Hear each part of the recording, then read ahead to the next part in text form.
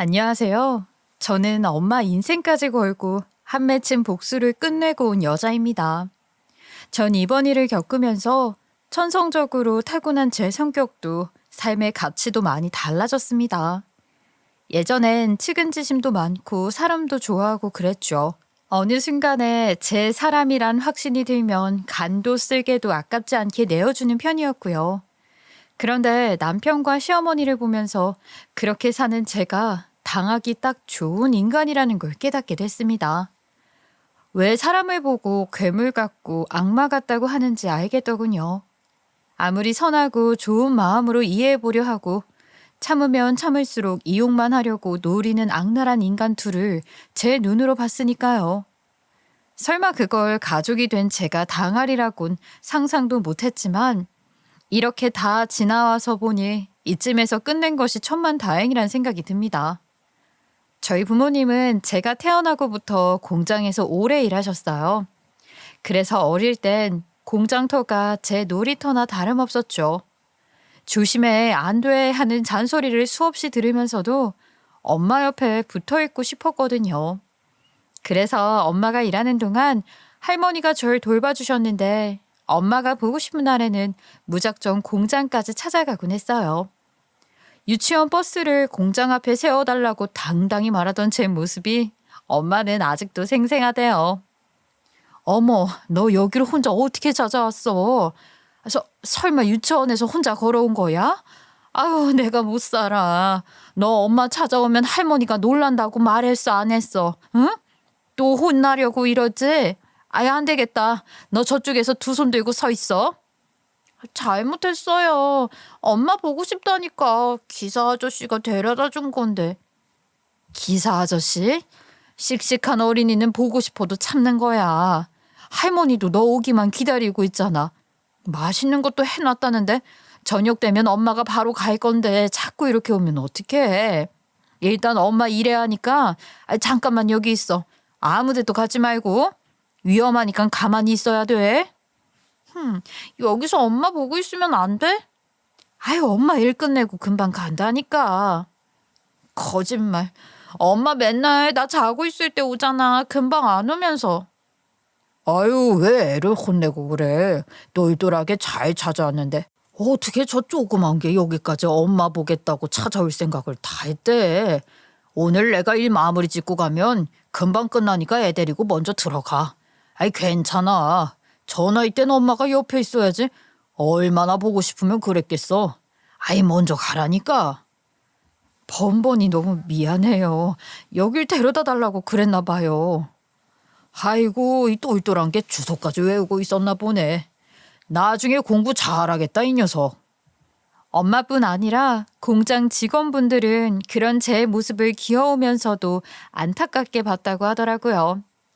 엄마는 제가 찾아오면 일찍 가라고 하니 그게 난처하고 미안해서 저를 더 혼냈던 것 같아요.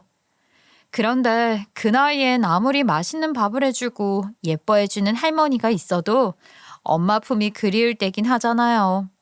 엄마가 야근하고 오면 전 이미 잠들어서 아침에야 겨우 볼 수 있었으니까 어떤 날은 엄마가 보고 싶어 참을 수 없는 날이 있었어요. 그때 제 소원이 뭐였는 줄 아세요? 바로 유치원이 끝나고 왔을 때 엄마가 집에 있었으면 하는 거였죠. 엄마는 알고 있어도 어려운 집안 형편 때문에 제 옆에 있어주질 못했죠. 그래도 고등학교 2학년이 됐을 때 엄마는 도시락을 싸주고 싶다면서 일을 정리했어요. 안 돼. 내가 한두 살 먹은 애도 아니고 도시락 싸준다고 일을 그만둬? 핑계야, 핑계. 엄마가 일이 너무 힘들어서 그만두고 싶어서 그런 거라니까. 내가 모를 줄 알고? 이미 공장에 얘기했어? 사장님이 엄마 그만두면 문 닫는다고 그때 그랬잖아. 엄마처럼 오래 다닌 사람도 없다면서. 괜히 다른 이모들 힘들게 하지 말고 그냥 해. 그리고 요새 편의점이랑 분식점에 음식 잘만 나오는데 도시락 싸주는 엄마 없어. 평생 엄마 마음에 죄책감으로 남을 것 같아서 그래. 무슨 죄책감? 도시락 안 싸줬다고 내가 나중에 엄마한테 서럽다고 할까봐? 기억난다, 네 소원. 유치원에서 소원 빌라고 했더니 넌 엄마가 집에 있는 거라고 그랬잖아. 엄마가 나중에 그 얘기 듣고 얼마나 많이 울었는지 몰라. 아휴, 그 어린애가 엄마 보고 싶다고 유치원 차 타고 공장까지 찾아오는 걸 보고도 혼만 내고 가라고 할 때마다 가슴이 미어질 것 같더라. 내가 뭘 위해서 이렇게 돈을 벌고 살고 있나 싶기도 하고. 근데 얼마 전에 네 아빠가 그러는 거야. 이제 너 대학 가버리고 나면 챙겨줄 시간도 없겠다고. 그래서 엄마가 이제라도 최선을 다하고 싶어서 그래. 엄마한테도 이게 기회야. 눈물 나게 또 그 얘기를 꺼내. 알았어. 내 소원 들어줘서 고마워. 그렇게 고등학생이 돼서야 제 소원을 이룰 수 있었죠. 집에 들어오면 요리하고 있는 엄마의 뒷모습이 보이고 절 깨워주고 자는 시간까지 함께 얘기할 수 있는 그 순간들이 저에겐 참 소중했습니다. 엄마가 차려주는 저녁을 먹기 위해 열심히 공부하고 집에 가는 발걸음은 늘 가볍기만 했죠. 엄마는 늦게라도 저에게 부족함 없이 사랑을 주려고 애쓰는 것 같았고 덕분에 저도 결핍으로 남을 수 있었던 걸 아쉬움 없이 채울 수 있던 시간이었어요. 그러다 보니 부모님에게 받은 사랑을 친구들이나 주변 사람들에게도 돌려줄 수 있는 사람으로 클 수 있었어요.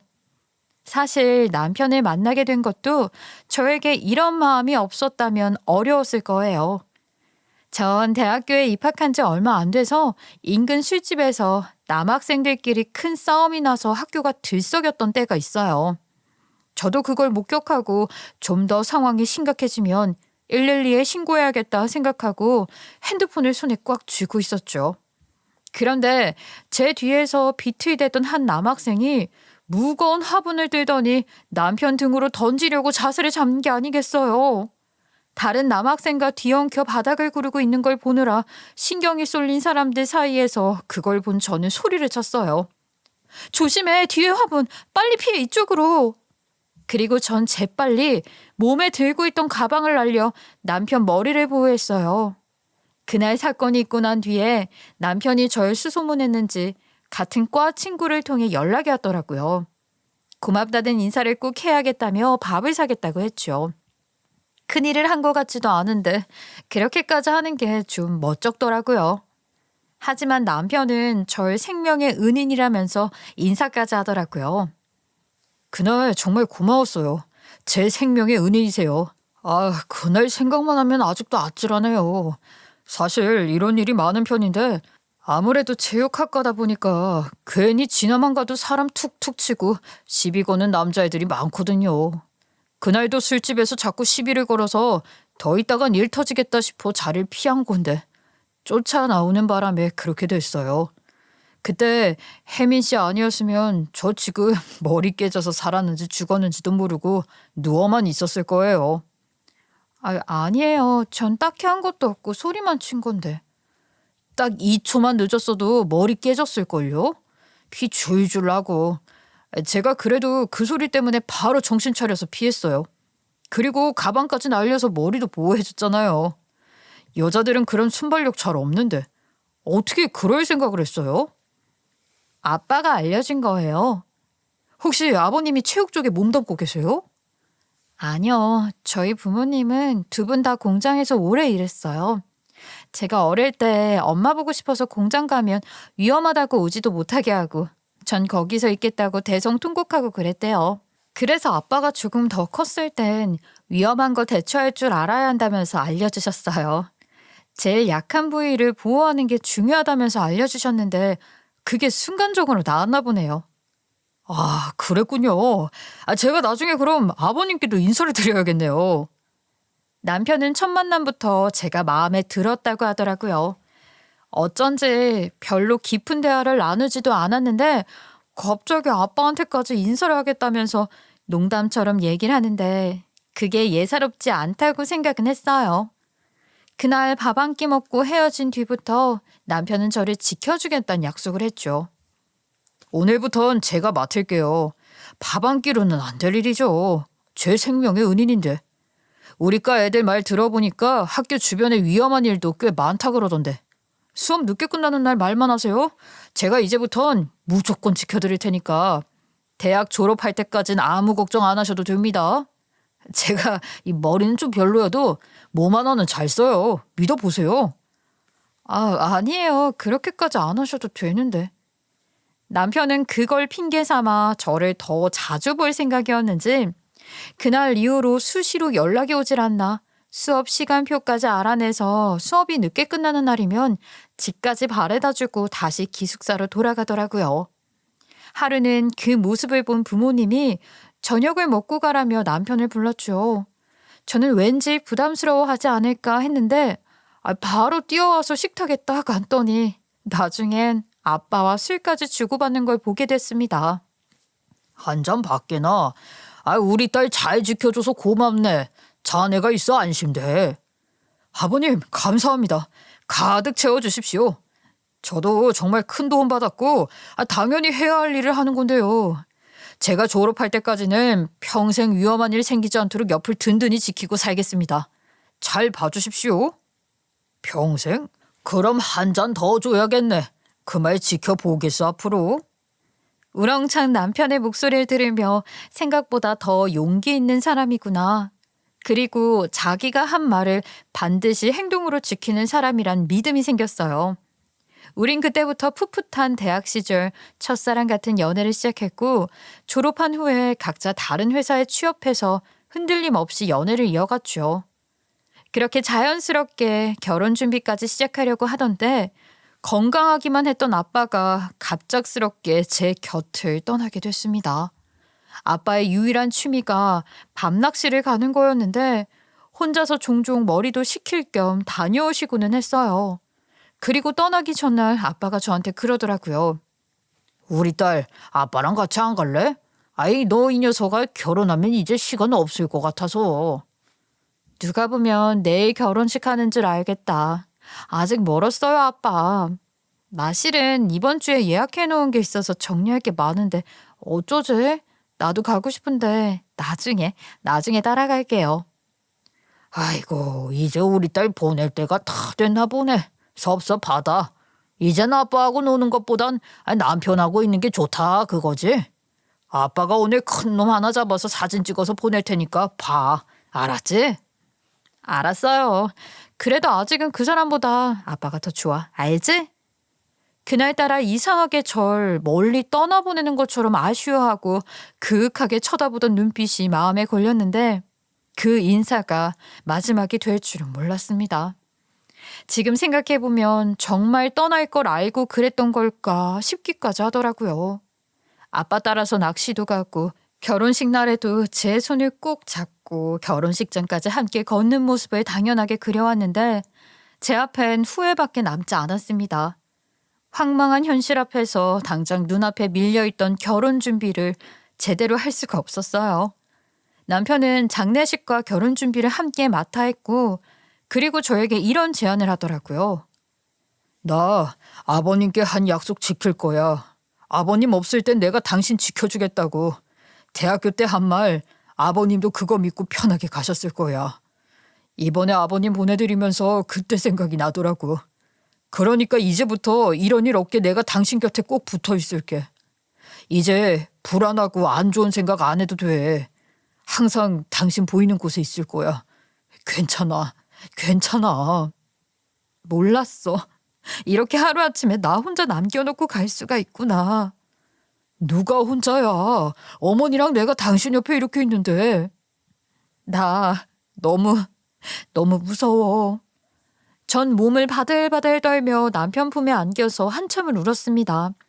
아빠가 갑자기 떠나게 되면서 어느새 제 마음속에는 내가 아끼는 사람들이 이렇게 나만 남겨놓고 한순간에 가버릴 수도 있겠다는 불안과 초조함에 끝없이 빠지더라고요. 잠깐 눈을 감았다 뜨는 그 찰나의 시간도 공포였어요. 그걸 본 남편은 저를 혼자 둘 수 없다고 생각했는지 우리가 함께 할 수 있는 일을 이야기하더라고요. 그래서 말인데 나도 당신도 이제 회사 정리하고 둘이서 할 수 있는 일을 찾아보는 건 어때? 어차피 우리 나이에 회사 다닐 날도 얼마 안 남았고 뭐든 못하겠어? 망할 때 망하더라도 일단 해보는 거지. 그동안 정신 없었을 텐데 언제 이런 생각까지 다 했어. 당신 힘들어하니까 그동안 내가 이것저것 좀 알아봤지. 안 좋은 머리 열심히 굴렸다 나. 근데 내가 아는 형님이 식당을 하는데 그게 잘 돼서 벌써 7호점까지 냈거든. 우리처럼 경험 없는 사람들은 처음엔 도움을 받는 게 더 나을 것 같아서 부탁했더니 우리 사정 듣고 8호점 낼 수 있게 해준다고 하더라고. 정말? 괜히 민폐 끼치는 거 아닌지 모르겠다. 우리가 경험이 없잖아. 배우면 되지.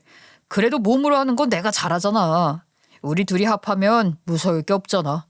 안 그래? 나도 그게 걱정돼서 형한테 물어보니까 한 달 정도 와서 속성으로 배우고 올라가래. 중간에 또 올라와서 봐주기도 하고 그럴 거라고. 일단 당신이 만나보고 결정해. 정말?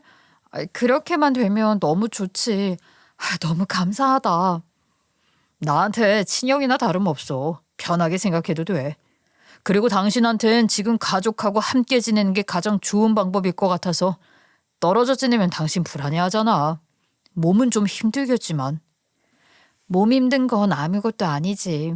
얼마나 오래 연구하고 해온 일이겠어. 무조건 겸손한 자세로 우리가 배워야지. 앞으로 9호점, 10호점도 낼 수 있게 우리가 더 잘하자. 좋아. 당신이 좋아해서 다행이다. 그리고 우리한텐 어머님이 있잖아. 우리 둘이 열심히 일해서 어머니도 잘 모시고 추억도 많이 쌓고 그러자. 고마워. 당신이 있으니까 뭐든 할 수 있을 것 같아. 나 얼른 기운 차릴게. 그렇게 남편 지인의 도움을 받아 가게에서 몇 주간 일을 배워서 남편과 저는 8호점을 낼 수 있었어요. 한동안 남편과 저는 일에만 정신없이 빠져 지냈습니다. 솔직히 식당 일에 아무것도 모르던 두 사람이 만나서 하다 보니 부족한 점도 많았고 손님을 대하는 부분에서도 어색한 게 많았거든요. 그걸 누가 다 알려줄 수도 없는 문제였고 그저 하나하나 부딪혀가면서 배워야 했죠. 그래도 1년이 넘어가니 몸도 마음도 적응이 돼가는 것 같더라고요. 24시간 내내 남편과 붙어서 일하니 어느 날은 날이선 말만 주고받다가 냉랭해진 채 지낼 때도 있었어요. 연애 때도 안 하던 싸움을 식당 차리고 질리게 했지만 그래도 이 문제를 서로 분업을 통해 해결했습니다. 일과 매출이 모두 안정권에 드니 남편과도 다시 예전처럼 사이가 좋아졌죠. 그래서 전 안정을 찾고 임신까지 할 수 있었어요. 그전엔 남편과 계획을 세워도 안 되더니 마음이 편안해야 모든 게 슬슬 풀린다고 하더니 정말 그렇더라고요. 우리의 이런 모습을 가장 흐뭇하게 봐준 사람이 엄마였습니다. 엄마, 언제 왔어요? 왜 또 앞치마를 하고 있어? 집에서 쉬라니까 참. 심심해서 그래. 우리 손자도 볼 겸. 우리 사위랑 딸 가게에 손님이 이렇게 많이 와 있는데 기분 좋지. 발이 날려서 할 일 없는 것보다 일 도와주는 게 행복한 거야. 넌 그것만 하고 조금 쉬어. 엄마가 할 테니까. 아이고 어서 오세요. 이쪽으로 앉으세요. 왜 그래? 난 장모님 오래 있다 가시면 좋기만 한데. 당신이라도 좀 쉬어. 당신 왜 엄마 부려먹으려고 그래? 뭐? 감히 장모님을 어떻게 부려먹어? 우리 직원들이 장모님 오면 두 사람 목까지 다 하는 것 같다고 너무 든든하대요. 당신 못 들었지? 저번에 저더러 일찍 들어가고 장모님이 나오면 안 되냐고까지 하더라니까. 뭐 하기야. 엄마가 우리보다 일은 훨씬 선배지. 아이고 말이라도 고마워요. 오늘도 열심히 일하고 가겠습니다. 자자, 고급 인력 오셨으니까 다들 정신 바짝들 차리고 합시다. 엄마는 임신한 절 대신에 주말이면 나와서 서빙을 도왔고 직원들도 엄마가 오면 좋아하는 눈치더라고요. 공장에서 여러 사람하고 손발 맞추며 일하는 게 몸에 밴 탓인지 엄마는 저랑 남편보다 훨씬 직원들 사적인 얘기까지 나누는 것 같더라고요. 그런 역할을 해줄 사람이 생겨서 내심 다행이다 싶었죠. 그러다 하루는 9호점을 낼 준비를 도와달라는 남편 형 부탁에 가게를 맡기고 저만 내려가기로 한 날이었어요. 그런데 그날따라 영업이 끝났을 시간이 한참 지났는데도 두 사람 모두 연락이 없더라고요. 전 불안한 마음에 남편과 엄마에게 한 통씩 번갈아 가면서 전화를 걸었습니다. 하지만 두 사람 모두 긴 신호만 갈 뿐 연락을 안 받더라고요.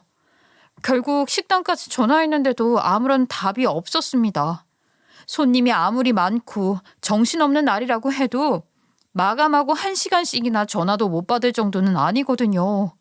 식당에서 무슨 사고라도 났나 별의별 걱정이 다 되던 그때 남편에게서 전화가 왔어요. 여보세요? 당신 왜 이렇게 연락이 안 됐어? 여보, 어머니랑 집 들어가는 길에 접촉사고가 나는 바람에. 뭐라고? 무슨 사고가 나? 엄마 괜찮아? 설마 다쳤어? 아니야. 어머니하고 난 멀쩡해.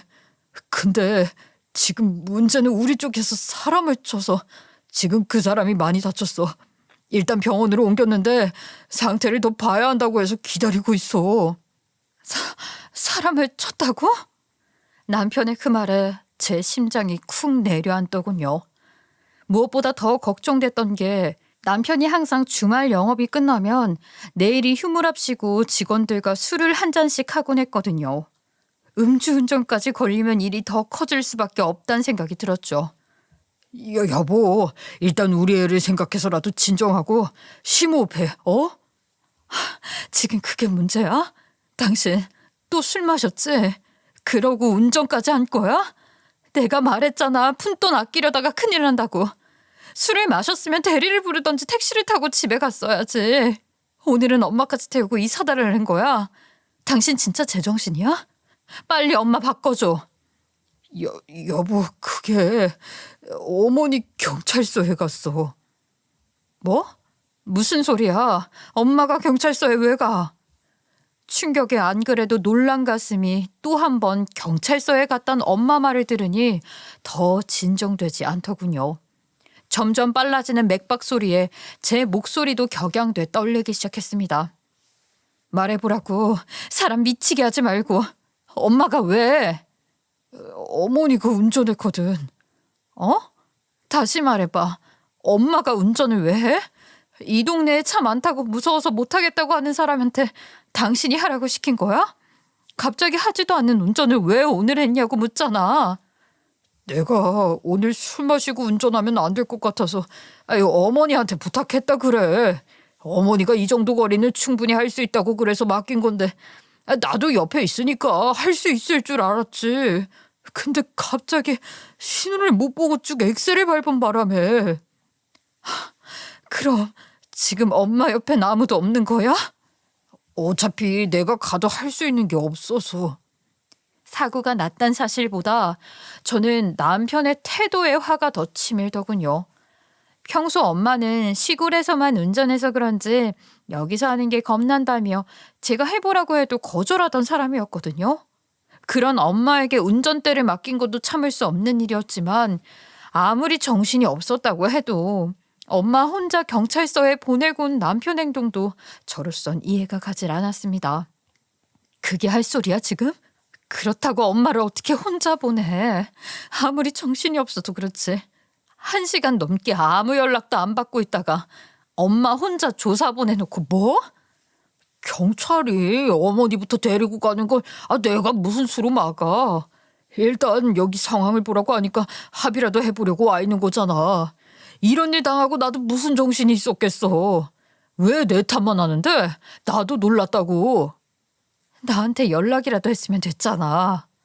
당신 산모라고. 당신 걱정돼서 배려한 거야 나는. 됐어. 지금 당장 올라갈 테니까 어디 경찰서인지나 말해. 전 호텔방을 박차고 나와 운전대를 잡고 엄마에게 갔습니다. 가는 동안 계속 혼잣말처럼 엄마에게 괜찮을 거라고 조금만 기다리라면서 주문을 걸듯 읊조렸어요. 그리고 경찰서에 가보니 상대방 가족들이 절대 합의는 없다면서 강하게 나오더라고요. 저는 쩔쩔매고 있는 엄마보다 몸을 더 낮게 숙여 무릎까지 꿇고 애원했습니다.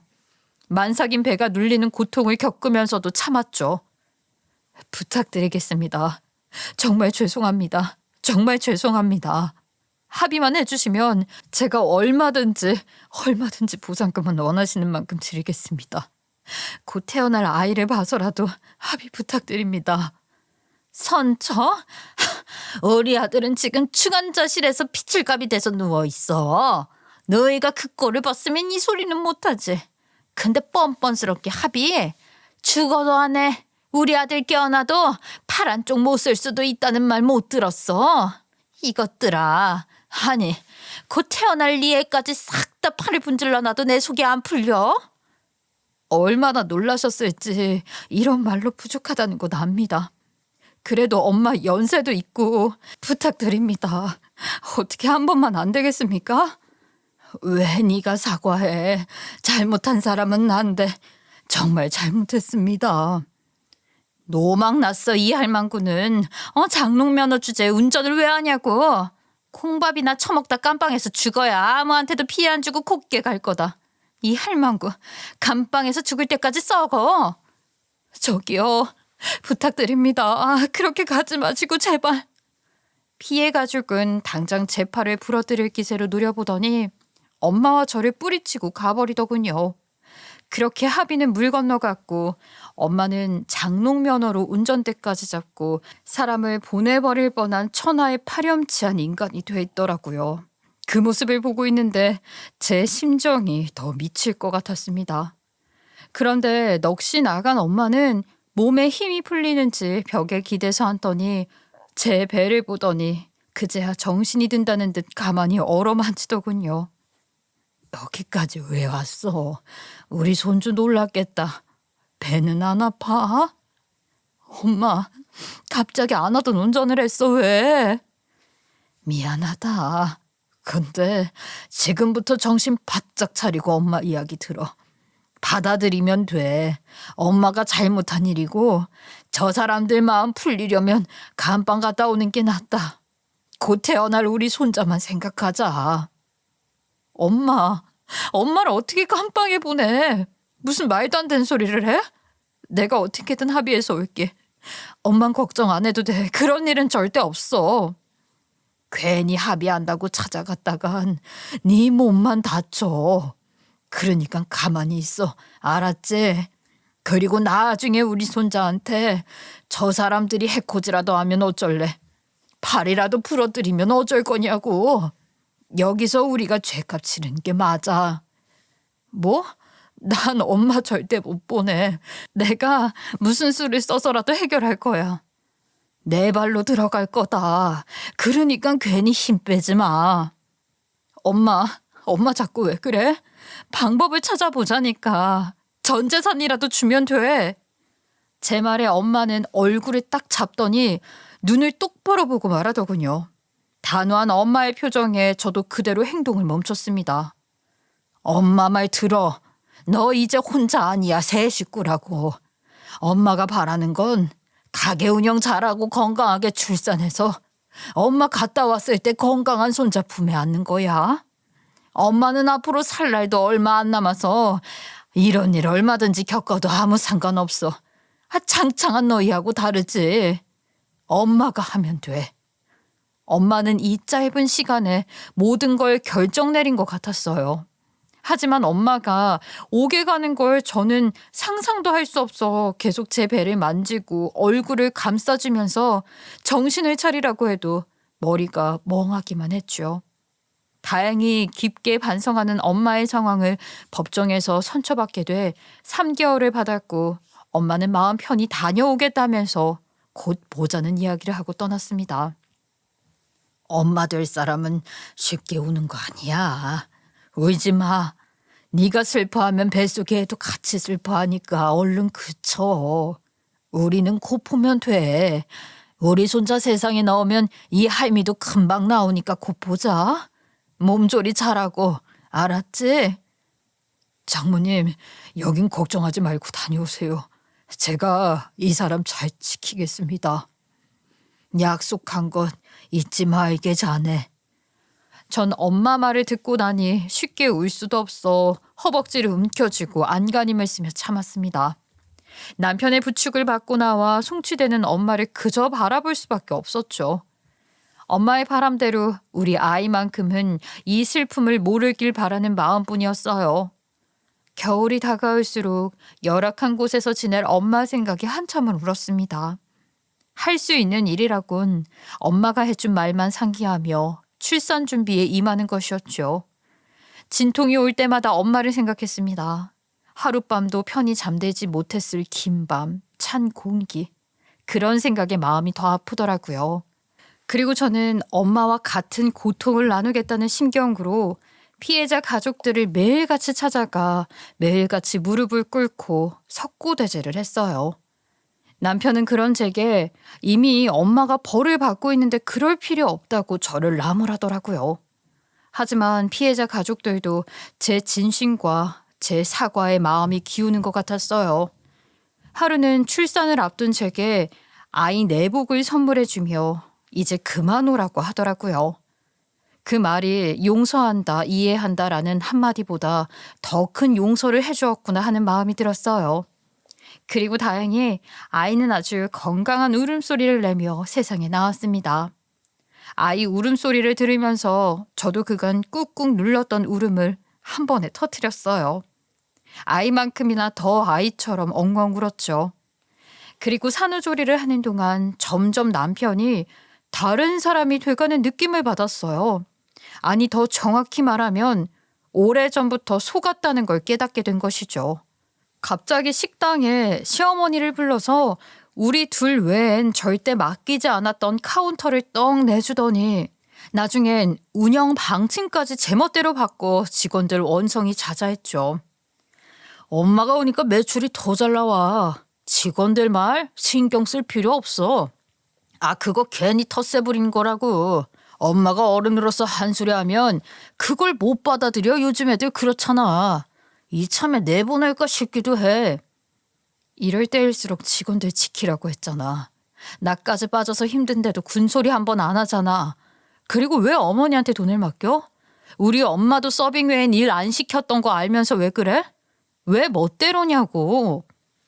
매출만 잘 나온다. 왜 당신 있을 때보다 잘 나온다니까 배 아파? 당신이 뭐 대단한 경영이라도 하는 줄 아나 본데 작각 적당히 좀 해. 사장 소리는 사람 불러다가 돈만 주면 아무나 하는 거야. 그리고 더 충격적인 사실을 산후조리원에 찾아온 사장 부부 언니에게 듣고야 말았습니다. 아유, 걱정 많이 했는데 그래도 아기랑 산모 다 건강하다고 해서 한시름 났네. 그동안 마음고생 많았지. 아유, 먼 데까지 와주시고 감사해요. 항상 두 분께는 신세만 지는 것 같네요. 인사도 제대로 못 드리고 그날도 정신없이 올라오느라고. 그런 생각하지 마. 우리 한가게 운영하는 식구인데. 그나저나 어떻게 어머니가 대신 옥에까지 가기로 하고 참. 여기까지 온 게 대단하다. 딸 마음은 아무리 그래도 편하지 않지. 상대방이 합의를 했다 해도 형사소송이라 벌은 받아야 하고 애는 곧 나온다고 하지 가게도 걸려있지. 여러모로 참 어려웠겠다. 네? 아, 누가 대신 감옥에 가요? 실은 그날 내가 남편 옆에 있어서 다 들었거든. 모르는 줄 알았구나. 아니, 잠시만요, 언니. 제가 지금 처음 듣는 얘기라서. 그때부터 몸에 오한이 느껴지더라고요. 전 담요까지 두르고 되물었습니다. 그날 들으신 내용 다시 한 번만 얘기해 주시겠어요? 정말 중요한 문제예요. 아니, 그날 사고 나자마자 우리 남편한테 전화 오더니 아는 경찰 없냐고 그러더라. 자기가 음주운전까지 해서 일이 더 커질 것 같다고. 얼마나 심각하면 그랬을까 싶어서 우리도 좀 찾아봤는데 퇴직한 분밖에 없더라고. 나중에 남편이 해결됐냐고 물으니까 어머니가 운전한 걸로 정리했다고 들었지. 아기랑 가게 운영 때문에 어쩔 수 없었다고. 그 인간이 그래요? 그리고 그 순간 엄마가 한 말 중에 이해가 안 됐던 딱 한마디. 엄마가 하면 된다던 그 말이 어떤 의미였는지 그제야 알았습니다. 전 주먹을 쥐어 제 가슴을 내리치면서 울었어요. 나중엔 얼마나 저 자신이 싫었는지 머리까지 때리는 걸 언니가 겨우 말려서 멈출 수 있었죠. 저 이대로는 못 살아요. 억울해서 못 살겠어요. 언니, 저 좀 도와주세요. 왜 그래 갑자기? 내가 다 도와줄 테니까 나한테 말해. 금방 언니 얘기 듣고 말았어요. 저는 여태 아무것도 모르고 엄마 옥에까지 보냈다고요.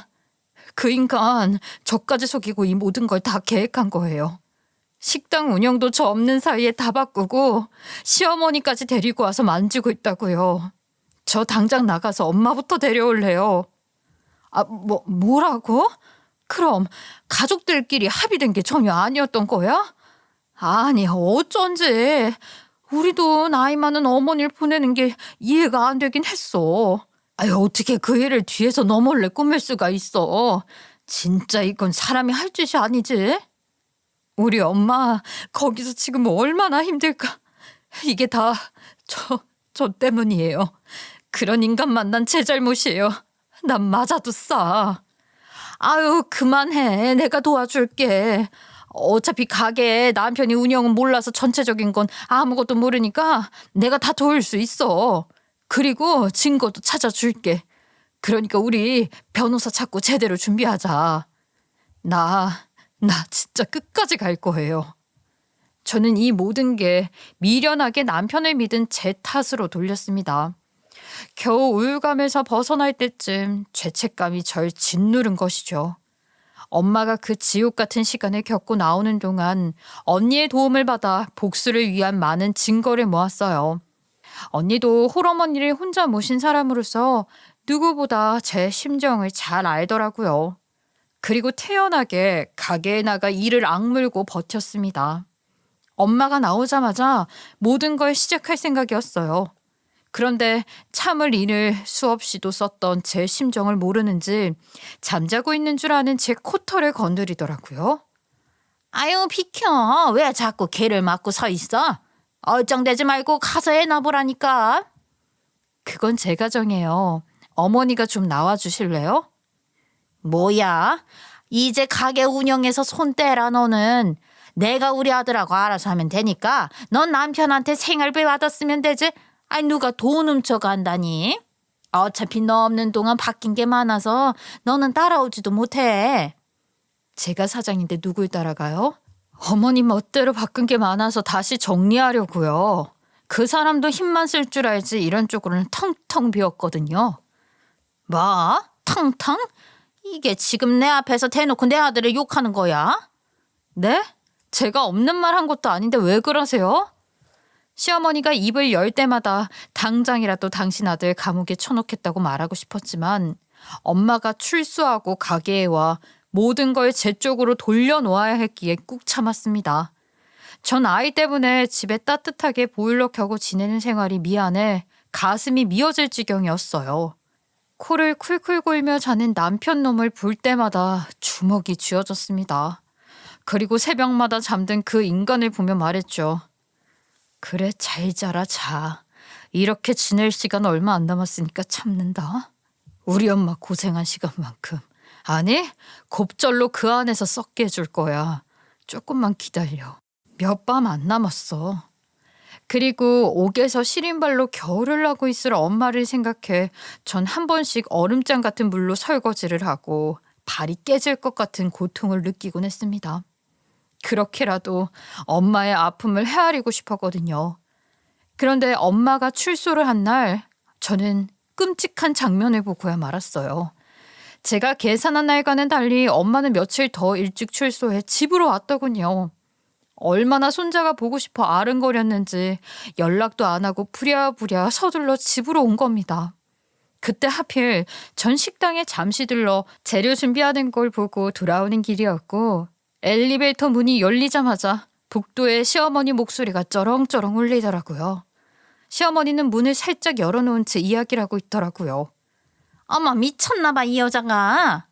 문 열어요. 우리 손주 보러 온 거니까. 무슨 염치로 여길 찾아왔어? 신고하면 당신만 손해야. 그러니까 좋은 말로 할 때 가. 당신이 뭔데 가라 말아야. 문 열어. 당신한테 볼 일 없다니까. 애 보기 부끄럽지도 않아? 우리 손자한테는 할머니 나 하나야. 난 하나도 부끄러운 거 없어요. 어머나, 어딜 감히 더러운 범죄자가 들어오려고? 그냥 당신 살던 곳에나 가서 살아. 재수복 입고 차디찬 바닥에서 사는 거 적응됐잖아. 우린 따뜻하게 보일러 켜고 살아서 이 겨울에도 부채질하고 살거든. 이제 당신하고 어울리는 생활이 아니지. 그리고 내 집엔 절대 범죄자 못 들여. 시어머니 입에서 나온 범죄자 소리에 전 머리가 돌아 살짝 열린 문틈에 나온 어머니 머리를 힘껏 잡아 당겼습니다. 야, 누가 범죄자야, 범죄자는. 그 입 안 다물어? 인간 같지도 않은 걸 낳아놓고 어디 뻔뻔스럽게 우리 엄마한테 범죄자 소리를 해. 진짜 범죄자가 누군지 내가 이제부터 확실하게 알려줄게. 야, 이년아, 이거나. 아우, 아파. 이 범죄자 딸년이라 피는 못 속이네. 너도 신고할 줄 알아?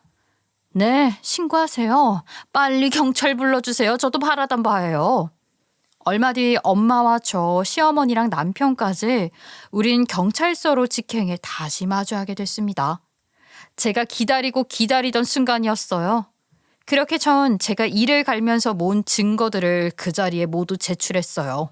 그리고 엄마 입에서 파도 끝이 없는 그 인간의 바닥이 더 보이더군요. 이건 저한테 한 해코지입니다. 저도 그 자리에서 말 못하고 한패로 보였다면 할 수 없지만 제가 대신 가서 운전했다고 말 안 하면 저놈이 손자 태어나자마자 어떻게 할지 모른다고 해코지했어요. 그런 소리 듣고 내가 어떻게 가만히 있겠습니까? 여기 녹음돼 있습니다. 이것까지 해서 저는 꼭 죄값 치르게 해주세요. 장모님, 갑자기 이러시면 어떡해요? 우리 장모님이 지금 출소한 지 얼마 안 돼서 적응을 못하고 좀 오락가락 하신 것 같네. 해코지라니요. 빵에 갖다 왔으면 다 끝날 일인데 왜 이를 키우고 그래요? 가만히 계시라니까. 2번은 안 당한다, 너 같은 놈한테. 이제 시작인데 무슨 소리야? 뭐가 시작인데? 그리고 이미 죗값은 장모님이 다 치르고 나왔는데 다시 오게 가라고? 아니, 난 절대 안 가. 그건 증거 까봐야지. 내가 어떤 걸 쥐고 있는지도 모르면서. 형사님, 지금 저 둘이서 짜고 우리 아들 모함하는 겁니다. 나 모르게 무슨 작당이라도 했니? 이 인간들 지금 식당 돈 때문에 이러는 겁니다. 둘이 짜고 저 엿먹이는 거라니까요. 작당은 네 전문이지. 어머니도 잘 들으세요. 그날 음주운전한 사람 너잖아. 그날 일 평생 갈 줄 알았어? 어디까지 숨길 수 있을 줄 알았니? 이젠 너 사람으로도 안 보인다, 이 범죄자 새끼야. 네가 한 지 네 입으로 다 까발렸더라. 녹음한 거 잘 갖고 있어 내가. 들어봐. 그리고 모두가 모인 남편 앞에서 그날 통화 내용을 들려줬습니다. 저를 도와준 사장 언니는 남편을 설득해 녹음된 파일을 저에게 보내줬고 그걸 들고 변호사를 만나 다시 이 일을 원점으로 돌려 엄마의 명예회복을 시킬 준비까지 했죠. 다 알아보니 엄마에게 죄가 있다면 술 마시고 운전대를 잡은 남편을 말리지 못했다는 거, 그거 하나였어요. 비록 그걸로 3개월이란 끔찍한 시간이 지워지진 않겠지만 말이죠. 뒤이어 제 연락을 받고 달려온 변호사는 엄마와 제 옆에 서서 형사들과 이야기를 나눴어요. 그러자 두리번대던 남편은 제 앞에 갑자기 머리를 감싸 쥐더군요. 아니, 형이 그걸 당신한테 줬어? 아니야, 내 목소리 다 아니라고. 이 여자가 조작한 거라니까. 당장 이 여자부터 잡아요. 왜 내 팔을 잡고 난리야? 야, 놔라. 나 체대까지 나왔어. 니들 나 건드렸다간 큰 코 다친다. 당신 여기서 더 가면 공무집행 방해죄까지 성립돼. 가만히 있어. 너한테 전해달라셔. 사람 같지도 않은 놈이라고 이제 형이라고도 부르지 말래. 증인으로 법정에서도 서주시겠다고 했는데 보니까 네 편은 딱 한 사람 남았네. 네 엄마. 왜? 또 너 대신 네 엄마를 오게 보내려고? 너 잘하잖아. 더는 빠져나갈 곳이 없다 느낀 남편은 무릎을 꿇고 앉았습니다. 잘못했어. 나 그날 너무너무 무서워서 우리 애도 곧 태어나는데 아빠가 될 거잖아. 애 아빠가 빨간 줄 긋고 살면 애 앞길 망칠 것 같아서 어머니한테 강하게 말한 거야. 해코지 절대 아니야. 앞으로는 내가 당신한테 전 재산 전부 맡기고 일만 하면서 죽은 듯이 그냥 살게. 돈 안 받아. 일만 한다니까. 제발 이 일 당신 손에서 끝내줘. 하지만 전 그놈 입에서 무슨 소리가 나와도 들리지 않았죠. 제 눈엔 입만 뻥끗대는 것처럼 보이더라고요. 우리 엄만 니놈 때문에 누명 쓴 것도 모자라서 옥에서 3개월을 보내다 왔어. 넌 그동안 쿨쿨 잠이나 자고 잘만 먹고 살았지? 게다가 나도 피해자 가족들 찾아가서 매일같이 빌었고. 그리고 우리 엄마 내쫓는 잘난 네 엄마 덕분에 이제 내 마음은 더 확고해졌어. 이제 빨간 줄 한 줄 말고 2줄 긋고 빵에서도 오래 썩다 와. 미안해. 엄마도 사과 안 하고 뭐 하는데 빨리 무릎 꿇고 빌라고. 잘못했습니다, 사돈. 내가 아까는 너무 놀라서 말이 헛나왔어요. 우리 아들 좀 살려주세요. 내가 사돈 고생한 건 어떻게든 갖고 보상할게요. 한 푼도 없는 어머니가 무슨 보상을 해요?